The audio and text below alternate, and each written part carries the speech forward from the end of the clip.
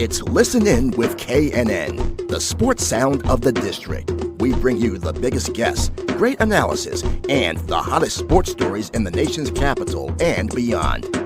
And we bring it to you live. Welcome to this live stream broadcast of Listen In with KNN. Here's your host, Kelsey Nicole Nelson.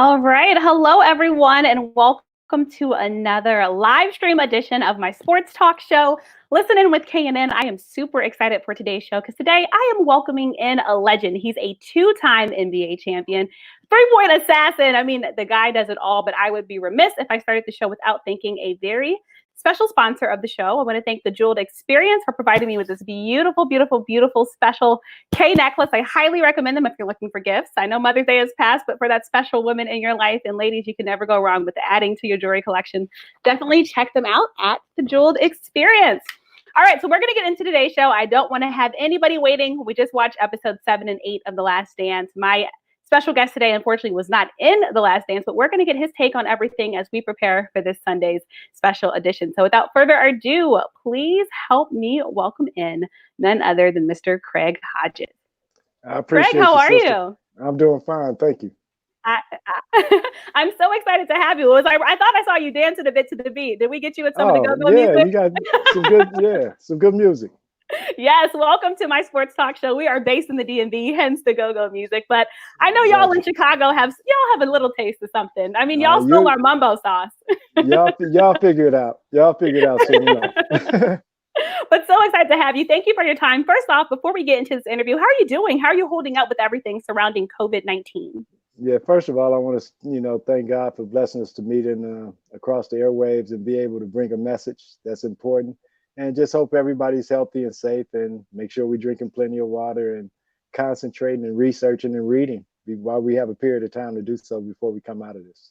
Yeah, like you said, we have to stay healthy, and I think we'll all get through this. And of course, I want to talk The Last Dance. I know that's top of everyone's mind, but something that I think also top of mind related to COVID-19, the NBA. We're unsure if the season will continue. You obviously played in the NBA, so I want to just get your thoughts based on everything that's happening. Would you like the season to resume? Do you want to see it postponed until later? Because I hear what the players are saying. Like, we want to play. We want to give the fans this product. But I mean, what are your thoughts as someone who used to obviously play the game?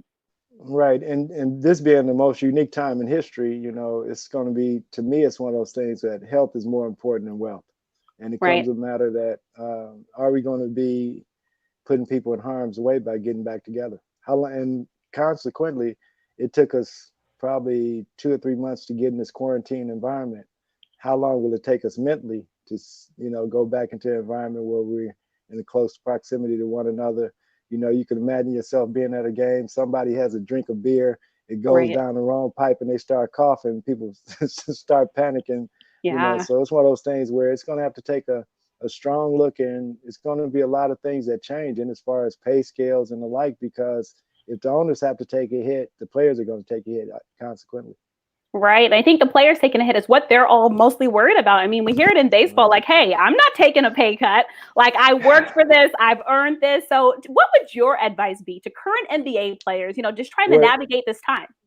Well, I think it's going to have to be a comprehensive approach. It's going to have to be something that the owners and the players sit down and see how we can come to a comparable pay scale, because it's going to have to be some cuts made, especially if you're going to start seasons, whether it be baseball, football. I see where golf is going to go ahead and get started, but golf is somewhat different, but when you're talking about the environment of basketball, baseball, football, the owners make so much money from the arenas themselves. So how are players going to be able to, truthfully say that we need our money, the level that we're getting with full arenas, at the same when you don't have any arenas open at all? Right. And then also for fans, I mean, I just want to hear, are you a fan of NBA players playing without fans in the arenas? I think that's going to be the cause for a lot of injuries, really, because we don't take into effect how much fans bring to the game, and as far as energies are concerned. And it's a big difference in playing a practice game and a practice scrimmage with nobody around and it being practice compared to this actually meaning something where, it's going to be times during those games where you're going to probably have 60% of the players playing at 100% level mentally and physically. And that's where injuries happen, is when you're not out there 100% mental and physical in the same plane and operating at the same level. So it's going Right. to be something to see, especially for basketball. Those interactive sports without fans, it's going to be something, man.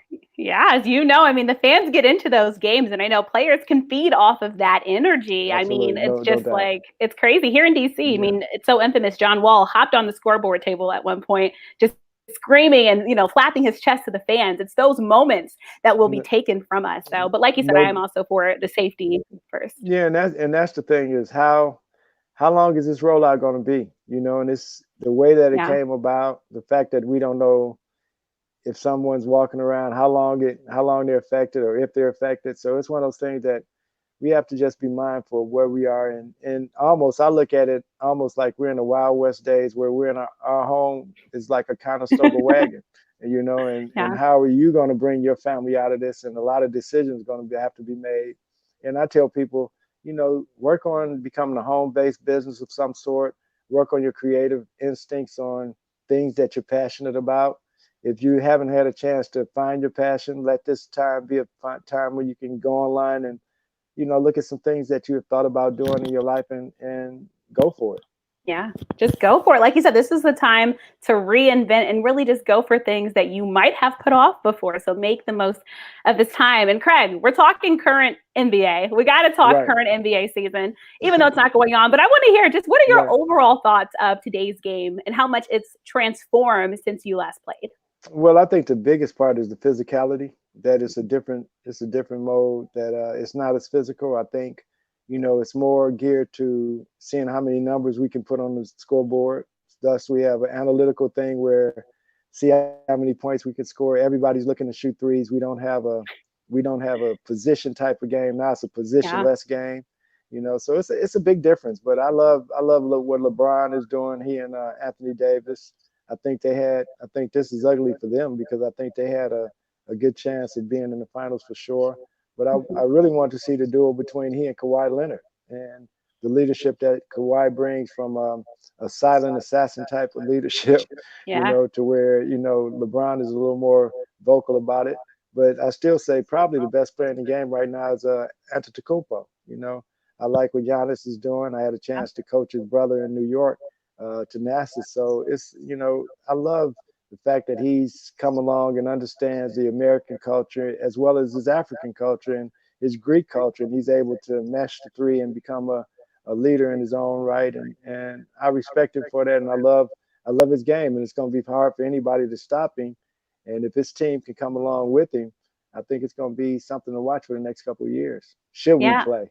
Should we play, right? That's the biggest Right. question, Should which we we play? hope we get to see them. But you Yeah. talked about Giannis Antetokounmpo, and of course, the NBA has expanded its efforts. Now we have NBA Africa, and we really see the Right. game growing globally. Do you like that move, and why do you think Africa, if so, is the right fit for the NBA to kind of begin this next frontier?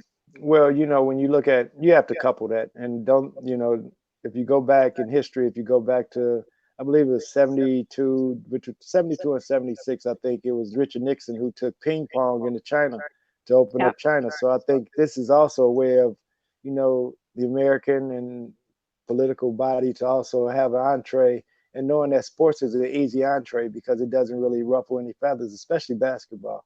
right. It's not like soccer where you have rabid fans, but in basketball, it's more a love for the game and to see players, whether they're with your team or the opposing team, you like to see how they play. So I know that Africa is a hotbed for it. It's just a matter of how will it be organized. Right. Lord willing, it won't be an exploitive thing where it can actually be African players for Africa, and the resources remain on the continent and build a continent. Right. We want to continue to see it grow and we don't want to see it exploited. So I appreciate you touching on that. And then earlier, I also want to go back to, you talked about LeBron. I know you've probably been asked this question because we're all talking about right now the GOAT of basketball, the greatest player of all time. Now, a lot of people are saying, you all that are millennials, Generation X, y'all don't know anything. You guys could possibly not know anything about who's the greatest of all time. So many from my generation, Craig, are saying LeBron. All right. Gotcha. I want to hear what you're saying, though. If you had to say the greatest player of all time, who would you give that right to? So once again, I look at it and, one thing you asked the question differently than anybody that asked me that so far. You said, who's the greatest of all time basketball? Mm-hmm. Okay. For me, the greatest of all time, I'll give you my categories. Greatest of all time ever is Muhammad Ali. The greatest of all time from a winning end of basketball is Bill Russell. The greatest athlete to ever play the game is Michael Jordan. And I think the greatest basketball player is Michael Jordan. The greatest athlete, I think, might be LeBron James. So they all have, and I tell people playing the game, I think we who have played the game look at the comparisons in a different light. And as far as knowing that it's a generational baton being handed off. So Dr. J handed it, and Magic. Everybody got a baton from different parts of the game to keep the game growing. And I feel blessed to have played in perhaps what will be looked at historically as the golden age of basketball. That time when you had the Kareems on their way out and then you have the Kobe's on their way in. So I was blessed to be at that tipping point where I don't know if you ever see it like that again. Yeah, I mean, you talk about that, and especially for the Chicago Bulls, I don't know if we'll ever see it like that. Do you think so? Man, I don't know. I was just talking to a Chicago journalist, and I was saying, the thing that bothers me about, Jerry Krause made the statement. Someone said that he said organizations win championships, and I say, it's systems within those organizations. That organization can set up the practice facility, they can set up your meals, they can set up your flights.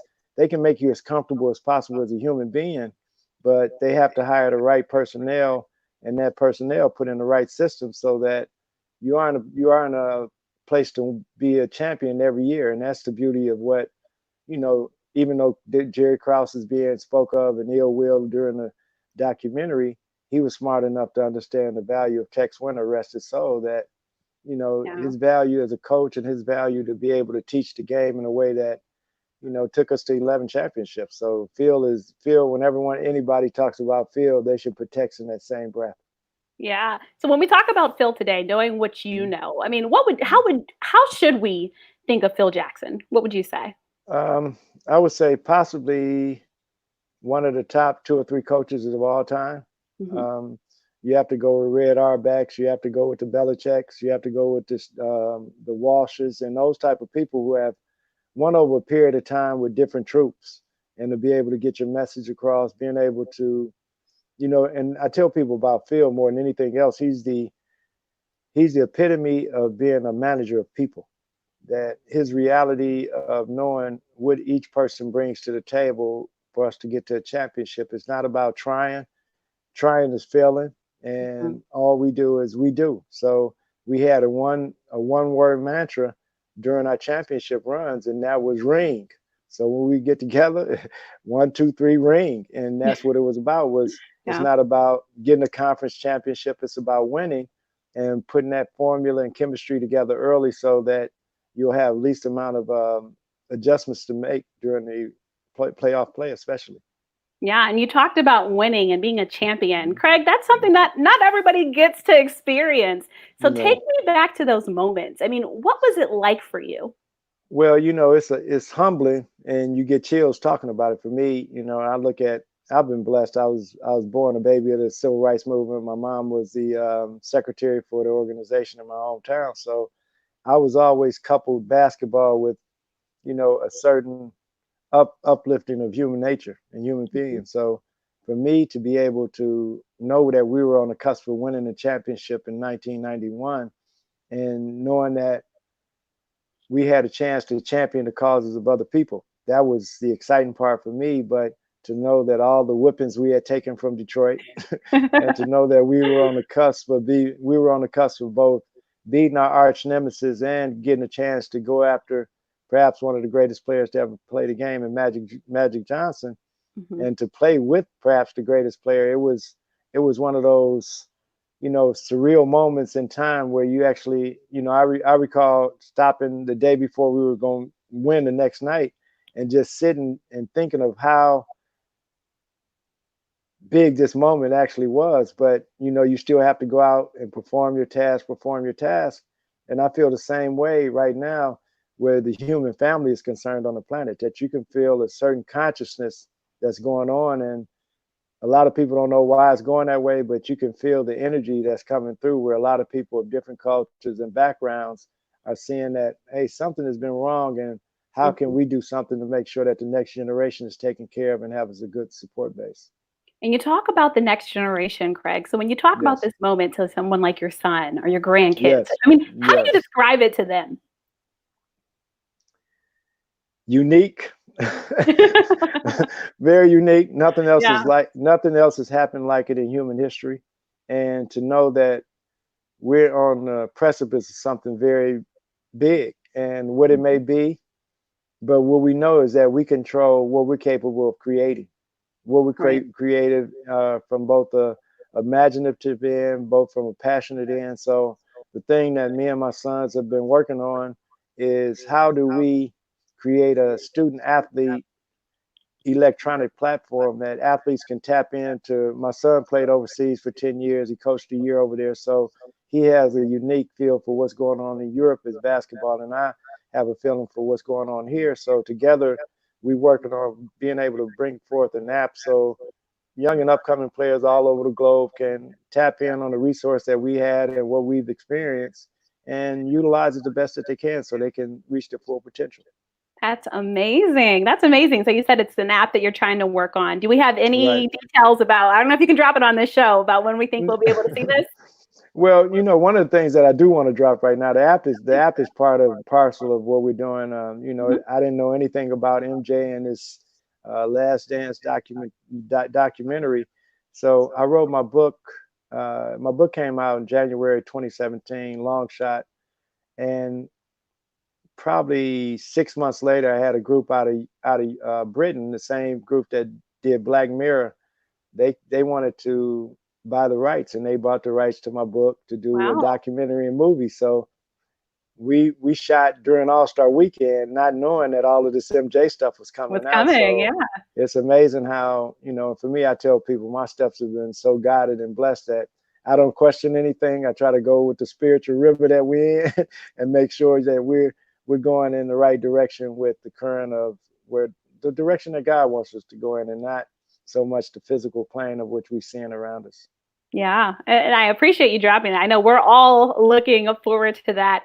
And you touched on The Last Dance, of course. It's kind of what everyone's talking about now. And you've been pretty outspoken, I'd say, Craig, on some of the things that you would have liked to have seen in this doc, or maybe some things that were misrepresented. I mean, why do you feel so passionate, can I ask, about, pointing those type of things out? Well, first of all, when you go into the National Basketball Association, it's a fraternity of some sort, and it's a certain amount of privacy that goes on.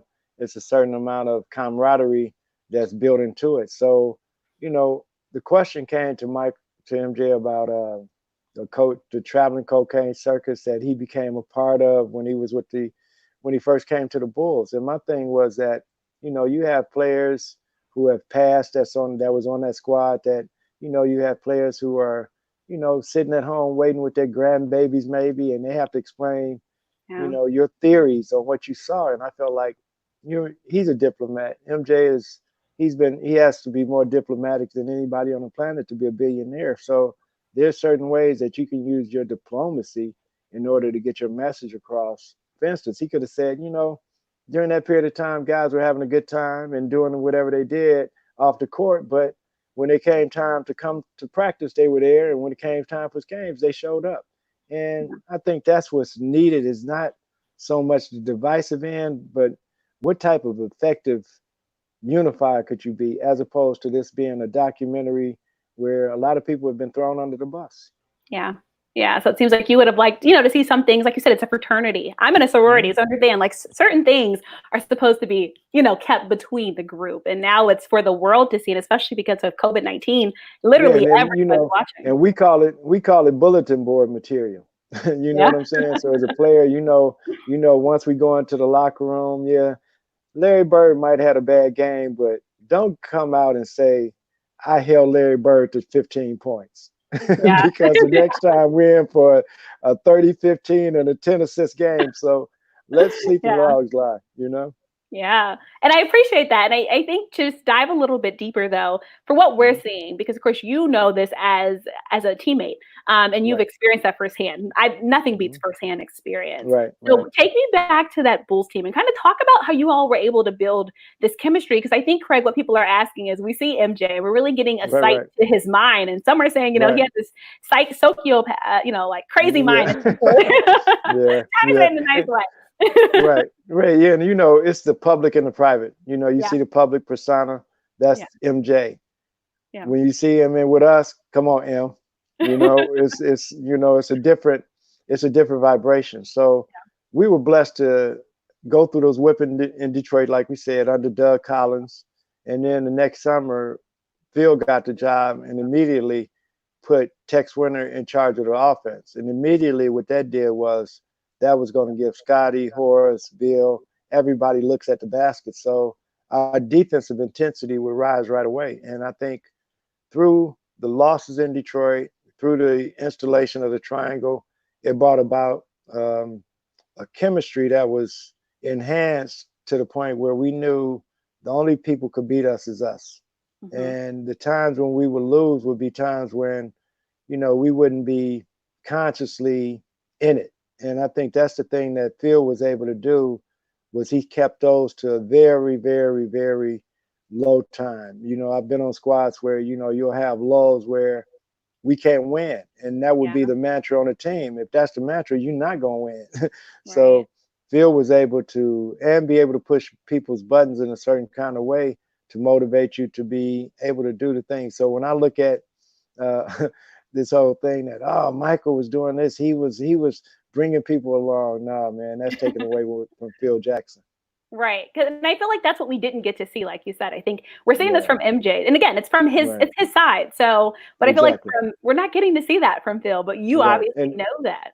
yeah, and that's the part of it when I look at it, once again, looking at it for what it is, it's a Yeah. documentary about his life coming from his perspective with Right. his editorial, review over the process. So you're going to get what you're going to get. But at the same time, having been there, I understand and realize I've seen the times when Phil was able to calm MJ down in such a way where you got to be part of the bigger unit, and we understand who you are, but we also understand what you're not. You're not Right. the entirety of the team, and I think that's the biggest part. And he understood that coming out of North Carolina, that he was never bigger than the program under Dean Smith. So that's how Tex Winter would oftentimes pull his chain and tell him, "You wouldn't do that if Dean was here," and MJ would straighten up right away. Yeah. And then just when we look at that Bulls team and your role in that, what do you want people to remember most about you? I was a champion. A champion. Don't no, I'm a champion. And that's the beautiful part of not being a part of this whole documentary. I love it. I love the fact that I wasn't included, and I was recently told it was 106 people interviewed. And I'm like, I know that if that's the case, I know that I was on that list, Mm. and not being, that's cool for me. That's Right. been cool because the road seldom traveled by the multitude. Yeah. Very So true. Yeah. I'm good. I'm good. So that's the part of it where I say, we have that opportunity right now to actually look at it for what it is. We see the commercial part of it. We see that it is what it is, but there's the other side of that. And the other side of that is that, MJ had great teammates who sacrificed to get him his shots, to get him picks, to get, to do some physical dirty things that he wouldn't have to do. Right. So, Bill Cartwright and Horace and Will Perdue, Scott Williams, Stacy, them cats, man, they did some grinding for us to be able to be guards and play the guard position in a way that we didn't really have to worry about the physicality of some things when we went under the basket.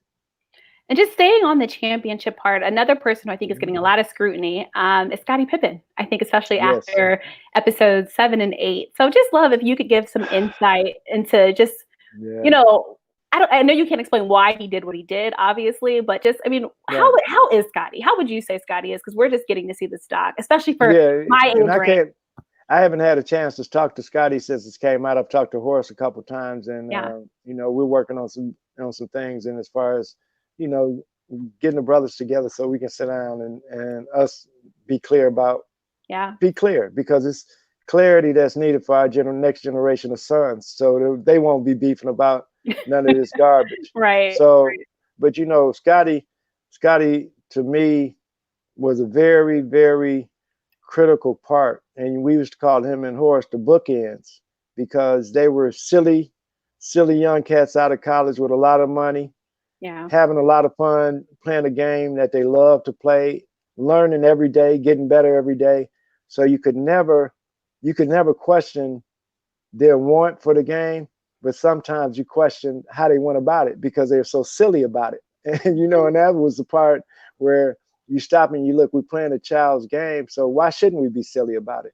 So a lot of, you know, Scottie would be having fun, and it was cool for me to watch, having come out of that authoritarian generation of you got to be regimented, and then it was a breath of fresh air. So I tell people, Scottie kept it fun for us, but Scottie also had your back, that if something was going down, he was going to pick you up. He was never going, you know, and that incident that went down when he didn't go in, he understood his impact on that. And I'm sure he regrets that it happened, but life, you know, you make decisions that aren't always the best, and hopefully in your growth you see and grow from it. And I'm sure he has, and from what I've seen, he has, you know, but the way that MJ pointed out that he was selfish, I don't get with that.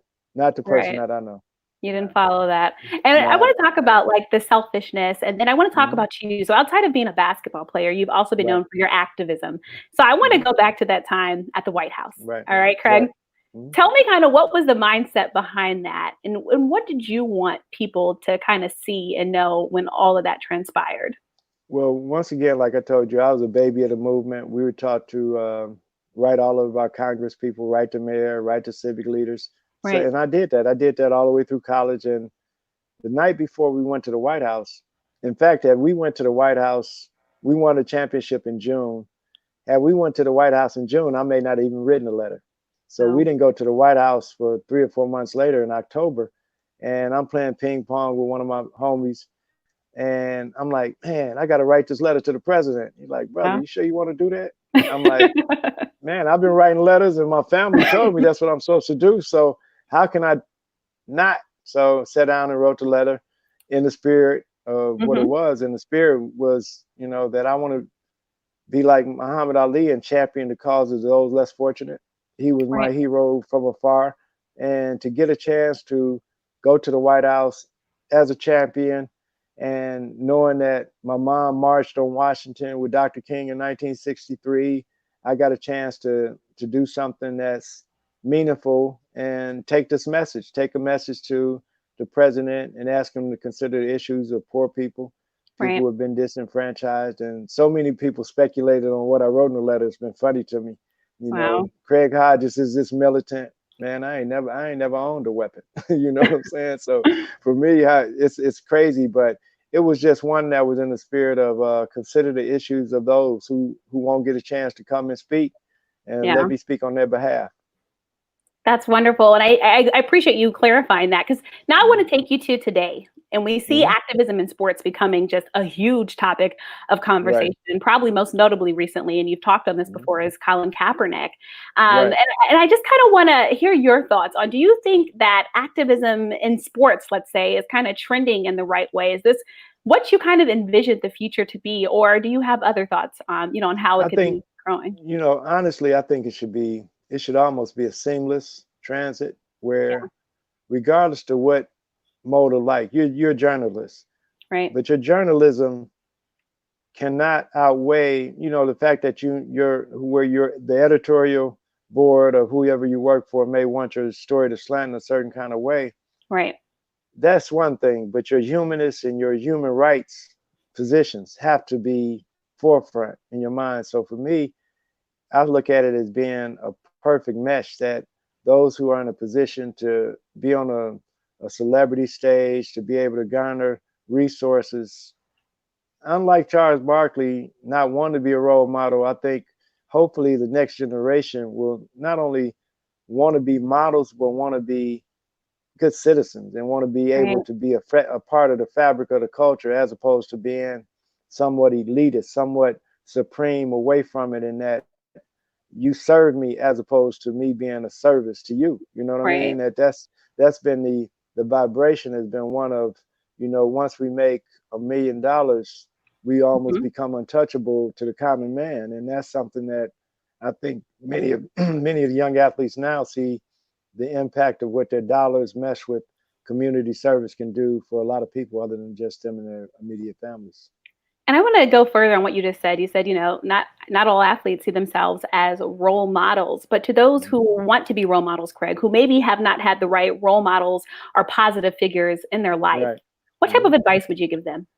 One of the things that I tell people all the time is that I feel so blessed that I had the support base that I had. My soul coming down into the Hodges household Hmm. in 1960, during the time of the height of the civil rights movement, and now seeing how far we've come, but how far we haven't come, and what's left to do, and how much I want to be able to do so my grandbabies don't have to do it.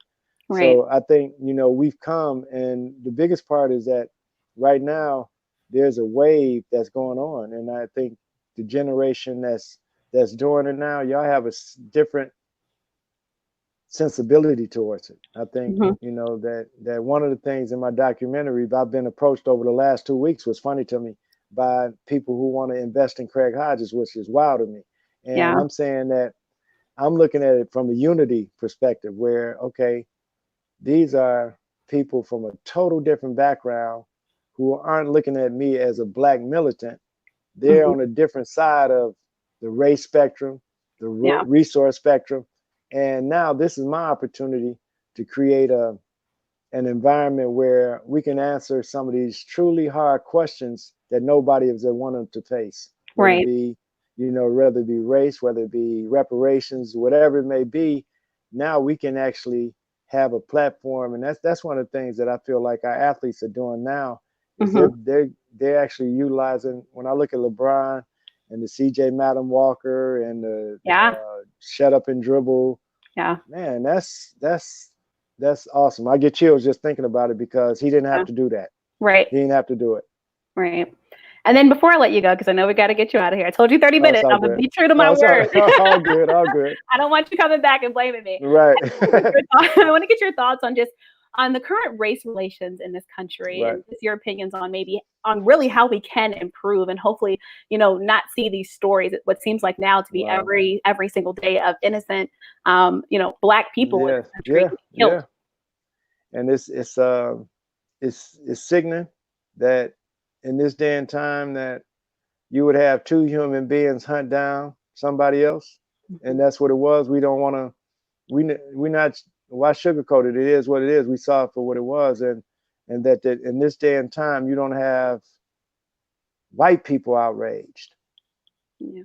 and until the outrage happens from that side of it, Hmm. the chances of it changing, because if you put a suit and tie on them same two cats and you put them behind a House of Representative podium, Hmm. they look just like who the politics are representative of. So Yeah. until and see, one of the things I want to tell you, sister, is that right now we are it's y'all leadership. It's the leadership of women right now.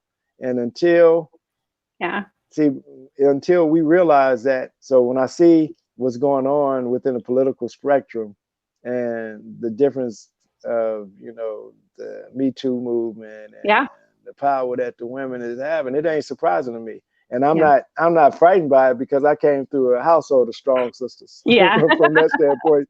So Yeah. it's not frightening to me, even to the point where I couldn't speak at the table until I was a sophomore in college. When I Wow. came back from my Black Studies in tow, I was ready to have some artillery at the table with my aunties because they was coming from that, you know, that university doctoral level. So I had my work cut out for me. So I see the empathy that y'all bring to the table that we're not going to get from politicians that can address that issue of race, because the issue of race is one of suffering, one of pain.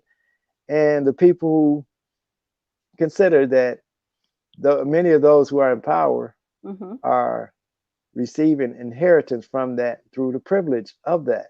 Right. So the privilege of white power and white privilege is real in America and has been real. Yeah. Those who have to address the issue are those who have the privilege. That's powerful. We have to put it to where, come on, let's talk about this. And don't put down all them stereotypes. No. Let's bring this to the table. And now I think more than any other time with this current thing that's going on, it's a paradigm shift. So the questions are going to be answered. Right. And Craig, I got one more question for you, because yes, the conversation is going so well. You talked about Black studies that you studied in college. Yes. Now we see more and more youth talk about how, you know, African-American history is not taught in their schools. So I'm just curious to hear from you. Do you think this should be a mandatory course, not even maybe just in college, but more on the secondary levels of education? Like, should Black history just be incorporated into American history so our youth know the full history of the country? Bingo. And that's one of the educational pieces that we're working on, is that I was blessed to get to Long Beach State, study under Dr. Maulana Karenga, the founder of Kwanzaa. That was my first Black Studies professor. Dr. Khalid Muhammad was my professor for 4 years. So I was taught by some brothers that had researched this thing. Right. And what they taught us was that your responsibility is to rescue and reconstruct your history. And in doing that, that's what you're talking about, that we're reconstructing this in such a way that my baby boy, 8-year-old, can get it, that we are able to give this thing in a way that's palatable, that's reasonable, and is understandable to the common person about the legacy and impact of African people on Western civilization. Right. You know, that the fact of where you're in Washington, D.C., right? Yes, correct. So in D.C., you know, I was in D.C. probably 4 months ago, and just walking around looking at the structures and saying, man, when this was built, well, you know what I mean? When this was built, what the brothers was actually doing, where were you bringing this and that from? Where were you living? I went to, and one of the spots, and I get excited about this type of stuff, was when I was in Georgetown. I was in Georgetown, and they showed me where the slaves actually came up, and there was a bridge that I walked over, and I'm saying, man. Wow. And that's the part where I'm like, those types of things have to be open, so that now those racists who think they have seen everything, now they can have an aha moment. And oftentimes our history will reveal aha moments to the people who you don't think are really ready for it. Yeah. Oh, powerful, Craig. We're gonna definitely have to have you back on. And before I let you go, any last words? I appreciate you. Any last words for the people? You got a lot of fans here tuning in. Well, that's cool. Like I said, once again, I just thank y'all for y'all support, because the support that I've received since this Michael Jordan Last Dance has been phenomenal. And like I was telling my sons, I haven't had this much want for, interviews and the like, that it's been eye-opening, but at the same time, it's been one of those things that we have to be responsible. So responsible to that which we've been standing on. So it's nothing new that we've been standing on. So it's just a matter of this being a continual progress and, doing what we need to do to take that next generation. And I appreciate you for this opportunity, and for your listeners, just everybody be safe. And while you in, make sure you studying something, something that's going to make you a better human being, and you're going to be able to go out and really utilize it practically, not just of some sort of, oh, I got something new now. Let's don't consider the history a trinket. Yeah. Oh, Craig, we're gonna have to have you back on. Whoever I need to coordinate with, your sons, whoever, I'm getting you back It's on. all the you show. got it. You good. You good. You good. Don't worry about it. It was a true pleasure. Thank you so much. I really appreciate Thank you. your time. All right. And to your listeners, once again, to your listeners, everybody be safe. God bless you and peace. Thanks. All right. Well, thank you everyone for tuning into this special edition of Listen In with KNN. We'll be back on Saturday at 2 p.m. We have Jasmine Jordan coming in. She is the eldest daughter of MJ. So we're going to continue this last dance conversation. And of course, give you guys hopefully a mini preview into episodes 9 and 10. And then at 4 p.m. on Saturday, I'm bringing you guys an all new special edition episode as I'll be welcoming Larry Sanders. So a lot of good stuff coming your way. Make sure you hit the follow button and we will be right back. All right. Thanks for listening. Remember, check me out on social media at The Real K Nelson and check out the show Listen In with KNN. Truly appreciate everyone's single support for the show. I could not do it without you all.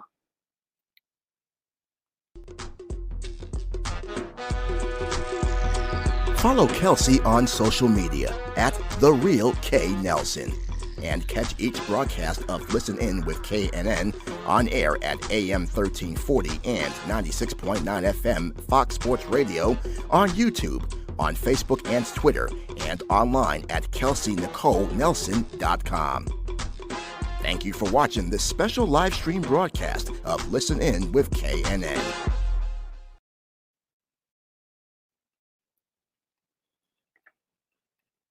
All right. So thanks again, everyone, for tuning in.